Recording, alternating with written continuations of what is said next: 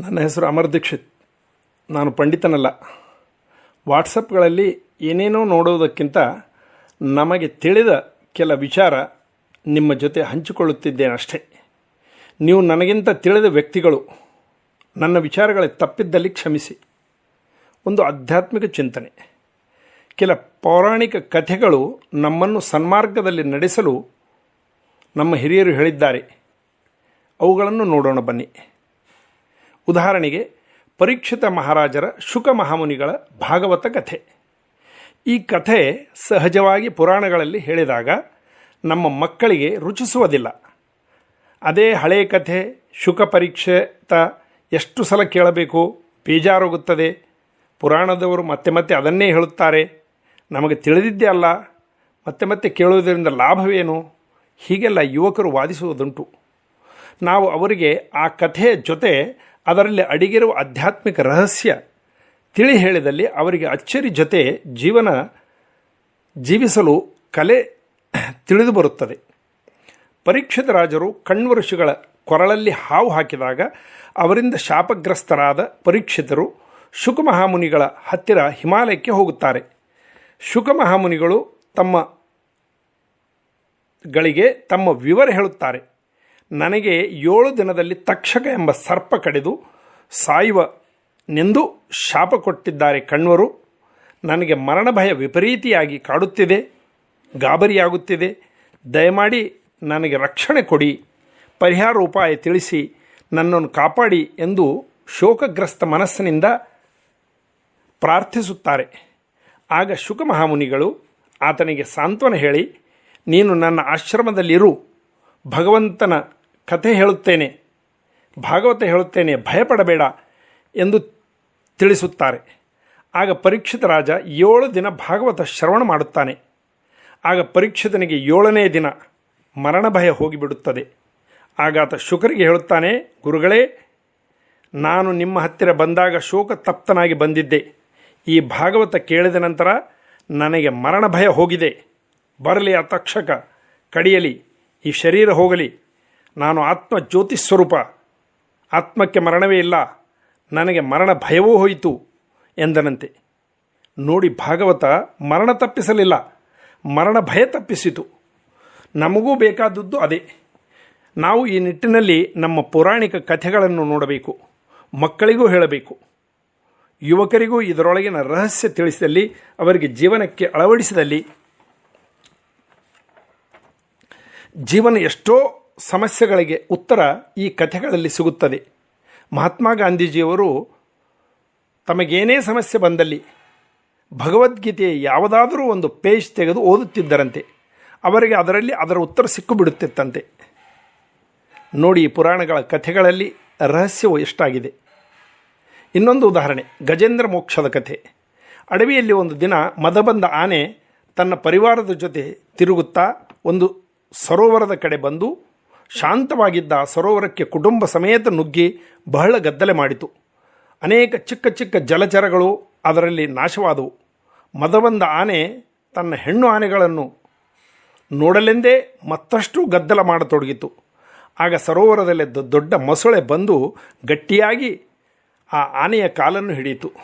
ತನ್ನ ಎಲ್ಲ ಶಕ್ತಿ ಉಪಯೋಗಿಸಿ ಏನೂ ಮಾಡಲಾಗದ ಪರಿಸ್ಥಿತಿ ಬಂದಾಗ, ಸಾವು ಕಣ್ಣೆದರಿಗೆ ಕಂಡಾಗ ಆ ಪರಿಸ್ಥಿತಿಯಿಂದ ಪಾರಾದರೆ ಸಾಕು ಎಂಬ ನಿರ್ಣಯಕ್ಕೆ ಬಂದು ಭಗವಂತನಿಗೆ ಶರಣಾಗಿ ಜೋರಾಗಿ ಆ ಭಗವಂತನನ್ನು ಕರೆಯಿತು.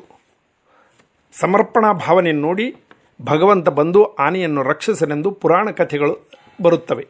ಅನೇಕ ಥರ ಈ ಕಥೆಗಳನ್ನು ಪಂಡಿತರು ಅನೇಕ ರೀತಿಯಲ್ಲಿ ಹೇಳುತ್ತಾರೆ.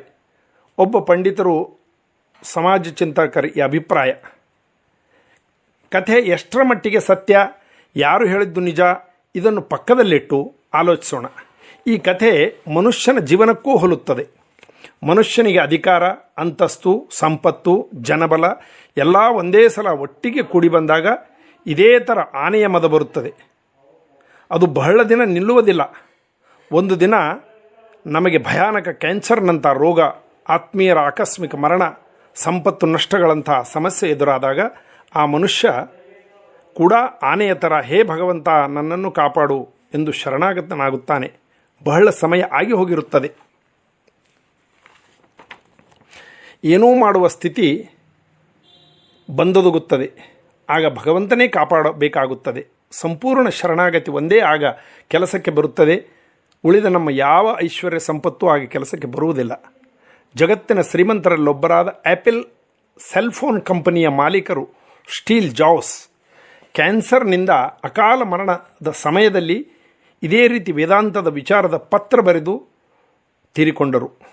ಅಲೆಕ್ಸಾಂಡರ್ ತನ್ನ ಶವವನ್ನು ಡಾಕ್ಟರ್ಗಳೇ ಹೊರಬೇಕು, ದಾರಿಯುದ್ದಕ್ಕೂ ತಾನು ಗಳಿಸಿದ ವಜ್ರ ವೈಡೂರ್ಯಗಳು ಚೆಲ್ಲಿರಿ, ತನ್ನ ಎರಡೂ ಕೈಗಳನ್ನು ಖಾಲಿ ಇಡಿ ಶವಯಾತ್ರೆಯ ಸಮಯದಲ್ಲಿ ಎಂದು ಹೇಳಿ ಸತ್ತ.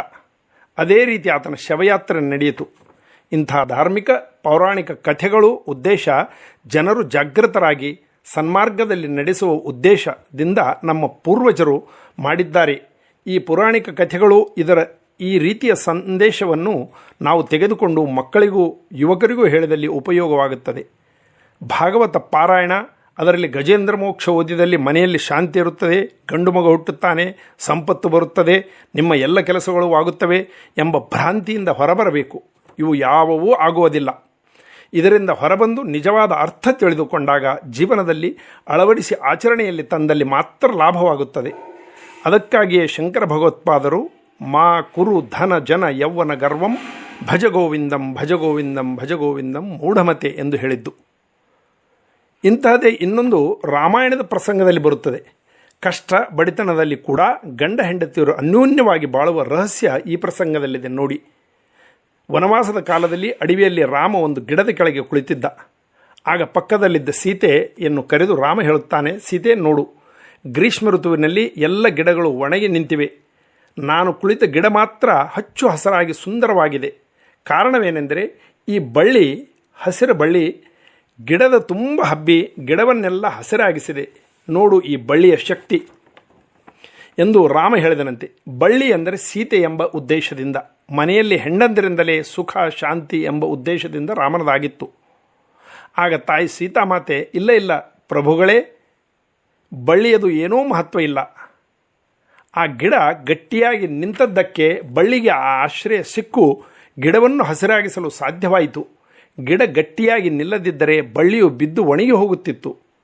ಗಿಡದ ಗಟ್ಟಿ ನಿಲ್ಲುವಿಕೆಯೇ ಮುಖ್ಯ ಕಾರಣ ಎಂದು ಹೇಳಿದಳಂತೆ. ಅಂದರೆ ಮನೆಯಲ್ಲಿ ಗಂಡನ ಪಾತ್ರ ಕೂಡ ಅಷ್ಟೇ ಮಹತ್ವದ್ದೆಂದು. ಈ ಸಂವಾದ ಆಗಿದೆಯೋ ಇಲ್ಲವೋ, ಯಾವ ಕವಿ ಕಲ್ಪನೆಯೋ ಅದು ಬೇರೆ ವಿಷಯ. ಇಂಥ ಪ್ರಸಂಗಗಳು ಪುರಾಣ ಕಥೆಗಳಲ್ಲಿ ಕೇಳಿದಾಗ ನಾವು ಅದರಿಂದ ಪಾಠ ಕಲಿತು ಗಂಡ ಹೆಂಡಂದರು ಆತ್ಮೀಯವಾಗಿ ಬಾಳಿನಲ್ಲಿ ಕಷ್ಟದಲ್ಲಿ ಬಾಳಬಹುದು. ಈ ಪೌರಾಣಿಕ ಕಥೆಗಳು ನಮ್ಮ ಜೀವನಕ್ಕೆ ಉಪಯೋಗವಾಗುತ್ತವೆ.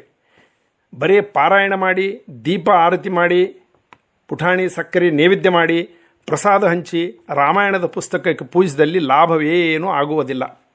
ಅದರ ಮರ್ಮ ತಿಳಿದು ಆಚರಣೆಯಲ್ಲಿ ತರಬೇಕು. ವಿವಾಹ ವಿಚ್ಛೇದನೆಗಳು ಹೆಚ್ಚುತ್ತಿರುವ ಈ ದಿನಗಳಲ್ಲಿ ನಮ್ಮ ಯುವ ಪೀಳಿಗೆಗೆ ಇಂತಹ ಪ್ರಸಂಗಗಳು ಹೇಳುವ ಪ್ರಯತ್ನವಾದಲ್ಲಿ ಹೆಚ್ಚು ಲಾಭವಾದೀತು. ಇದು ಯಾರಾದರೂ ಯಾವ ಜಾತಿಯವರಾದರೂ ಓದಿ ತಿಳಿದುಕೊಳ್ಳಬೇಕು. ಗುಹ ಅಂಬಿಗರ ಜಾತಿಯ. ಆತನನ್ನು ರಾಮ ಶರಯೂ ನದಿ ದಾಟಿಸಿದಾಗ ಆಲಿಂಗನ ಮಾಡಿಕೊಂಡ ಭಾವಚಿತ್ರಗಳು ಕೆಲವು ಕಡೆ ಇವೆ, ಇಂದಿಗೂ ನಾವು ನೋಡಬಹುದು. ವಿದುರ ದಾಸಿಪುತ್ರ ಯುದ್ಧದ ಸಂಧಾನದ ಸಮಯದಲ್ಲಿ ಹಸ್ತಿನಾಪುರಕ್ಕೆ ಕೃಷ್ಣ ಬಂದಾಗ ದೊಡ್ಡ ಜಾತಿಯವರ ಮನೆಯಲ್ಲಿ ಶ್ರೇಷ್ಠರು ಕರೆದಾಗ ಉಳಿದೆಲ್ಲರ ಮನೆಗೆ ಹೋಗದೆ ಶೂದ್ರ ಜಾತಿಯ ವಿದುರನ ಮನೆಗೆ ಎಲ್ಲಿ ತಂಗಿ ರೋಟಿ ಸರ್ಸೋ ಕಾ ಸಾಗ್ ತಿಂದನೆಂದು ಉತ್ತರ ಭಾರತದ ಪಂಡಿತರು ಕಥೆಗಳಲ್ಲಿ ಹೇಳುತ್ತಾರೆ. ವಿಧವೆ ಶಕೇಶಿ ಯಾದ ಶಬರಿಯು ಎಂಜಲು ತಿಂದ ರಾಮನ ಭಾವಚಿತ್ರ ಸಿನಿಮಾಗಳಲ್ಲಿ ಕಥೆಗಳಲ್ಲಿ ಕೆಲ ಫೋಟೋಗಳನ್ನು ನೋಡುತ್ತೇವೆ. ಶಬರಿ ಕತೆ ತಾರುಮಾರಿಗೆ ಕೆಲ ಪಂಡಿತರು ಹೇಳುತ್ತಾರೆ, ಅದು ಅವರ ಬುದ್ಧಿಯ ಚತುರತೆ, ಅದು ಬೇರೆ ವಿಷಯ. ಕಾರಣ ಜಾತಿಗಿಂತ ಮನುಷ್ಯನ ಗುಣವೇ ಮುಖ್ಯವೆಂದು ನಮ್ಮ ಹಿರಿಯರು ಹೇಳಿದ್ದಾರೆ. ರಾಮ, ಕೃಷ್ಣ, ವೇದವ್ಯಾಸ, ವಾಲ್ಮೀಕಿ, ಕನಕ, ಕಬೀರ ಇವರಾರು ಬ್ರಾಹ್ಮಣರಲ್ಲ, ಆದರೂ ನಾವು ಅವರನ್ನೇ ಪೂಜಿಸುತ್ತೇವೆ. ರಾವಣ, ಪುಲಸ್ತ್ಯ ಬ್ರಾಹ್ಮಣರಾದರೂ ಅವರ ಹೆಸರುಗಳನ್ನು ನಮ್ಮ ಪಶುಗಳಿಗೂ ಇಡುವುದಿಲ್ಲ. ಕಾರಣ ನಾವೆಲ್ಲ ಮಾನವರಾಗಿ ಬದುಕೋಣ. ಈ ಪುರಾಣ ಕಥೆಗಳನ್ನು, ನಮ್ಮ ಧಾರ್ಮಿಕ ಆಚರಣೆಗಳಲ್ಲಿ ಇರುವ ಅನೇಕ ರಹಸ್ಯಗಳನ್ನು, ವೈಜ್ಞಾನಿಕ ವಿಷಯಗಳನ್ನು ತಿಳಿದು ಯುವಕರಿಗೂ ಹೇಳಿ ಯುವಕರನ್ನು ಆ ಮಾರ್ಗದಲ್ಲಿ ನಡೆಸುವ ಪ್ರಯತ್ನ ಮಾಡೋಣ. ಬನ್ನಿ, ನಾವೆಲ್ಲರೂ ಮೊದಲು ಮಾನವರಾಗಿ ಆತ್ಮೀಯವಾಗಿ ನಗುನಗುತ್ತಾ ಬಾಳೋಣ. ಭಾರತ್ ಮಾತಾ ಕಿ ಜೈ.